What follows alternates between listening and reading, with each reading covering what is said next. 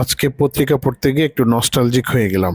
আমাদের ছোটবেলাটা খুব স্মৃতি আহ, মন্থর ছিল। ছোটবেলার কথা খুব মনে পড়লো। আমাদের ছোটবেলাটা খুব গ্লোরিয়াস ছিল। 80-এর দশকে যারা ছিলেন, 90-এর দশকে যারা ছিলেন, চ্যানেল বলতে শুধু বিটিভি ছিল। রঙিন টেলিভিশন আসলো 80-এর দশকে। তো প্রত্যেকটা অনুষ্ঠান মানসম্মত ছিল। হুমায়ুন আহমেদের নাটক আসতো, তারপর ইত্যাদি আসতো, ম্যাকগাইভার হতো, টিপু সুলতান হতো, আলিফ লায়লা হতো।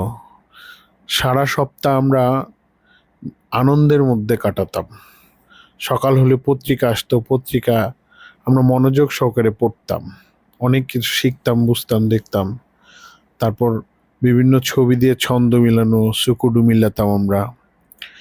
আমাদের ছেলেবেলাটা হয়তো বাবা মায়ের অনেক শাসনে কেটেছে, কিন্তু আমরা কেয়ারফুললি কাটিয়েছি। বাবা মা শাসন করতেন, উল্টো দিকে ভালোবাসতেন প্রচণ্ড রকম। ছোটবেলায় এমন হতো যে আমরা ঘন্টার পর ঘন্টা বৃষ্টিতে ভিজে ফুটবল খেলতাম, কিন্তু সন্ধ্যা নাগাদ আবার পাখির মতো নিড়ে ফিরে আসতাম। ঠান্ডা লাগতো না সহজে, সর্দি হতো না সহজে, শরীর খারাপ করতো না। এখনকার বাচ্চারা তো একটু এসির বাইরে বের হলেই ব্রয়লার মুরগির মতো অসুস্থ হয়ে পড়ে।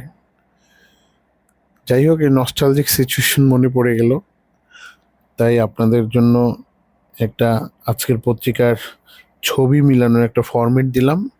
আপনারা মিলানোর চেষ্টা করবেন। এর পরবর্তী দৃশ্যটাই, পরবর্তী ছবিটা আবার মিলানো দেওয়া আছে, আমি কমেন্টেও মিলিয়ে দিব আপনাদের।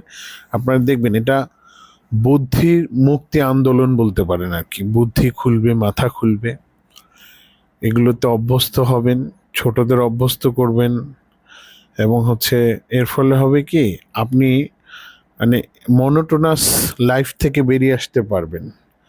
যত বেশি ব্রেইন ওয়ার্ক করবেন, ব্রেইন স্ট্রমিং করবেন, তত বেশি মনোটোনাস থেকে বেরিয়ে আসতে পারবেন। এরকম একটা চর্চা দিলাম, আপনারা দেখবেন। আর আমাদের ছোটবেলাটা আসলেই খুব নস্টালজিক। আমরা প্রচুর ঘুরতাম, এবং গিয়ে বার্ষিক পরীক্ষা শেষ হলে প্রায় পরিবার আমরা কিন্তু ঘুরতে যেতাম নানা বাড়ি, দাদা বাড়ি। সেই গ্রীষ্মকালীন ফসলগুলো আমরা কিন্তু, শীতকালীন পিঠাগুলো আমরা কিন্তু খুব উপভোগ করেছি। এটা নতুনরা কতটা উপভোগ করে জানি না। আমার আশেপাশে যত বাচ্চা দেখি, এরা কেউ উপভোগ করে বলে আমার মনে হয় না। হ্যাঁ, এদের জেনারেশনটা একটু শুধু মোবাইল নিয়ে ব্যস্ত থাকে। মোবাইলের বাইরে চোখ তুলে আশেপাশের পরিবেশ দেখতে হবে, এটা তারা বোঝে না। আমরা তো ডাঙ্গুলি খেলছি, কত মার্বেল খেলতাম। তারপর দাড়িয়াবান্ধা, বউচি, বরফ পানি। বিদ্যুৎ কেবল নতুন আসা শুরু করলো বাংলাদেশে। বিদ্যুৎ শুধু আসতো, তো বিদ্যুৎ চলে গেলে আমরা আরো আনন্দিত হতাম। সবাই, পাড়ার সবাই নেমে খেলতে লেগে যেতাম, এবং মারামারি হতো, ঝগড়াঝাটি হতো, কথার কাটাকাটি হতো। তারপরও একজন আরেকজন পাড়ার প্রতিবেশীর সাথে যেই মিল, এই অন্তমিল তো এখন কে কিভাবে নেবেন জানি না, আপন ভাই বোনের মধ্যেও দেখা যায় না। তো যাই হোক, একটু নস্টালজিক হয়েছিলাম, এই জন্য অনেক কথা বলে ফেললাম। সকলকে ধন্যবাদ, এটা মিলিয়ে দেখেন।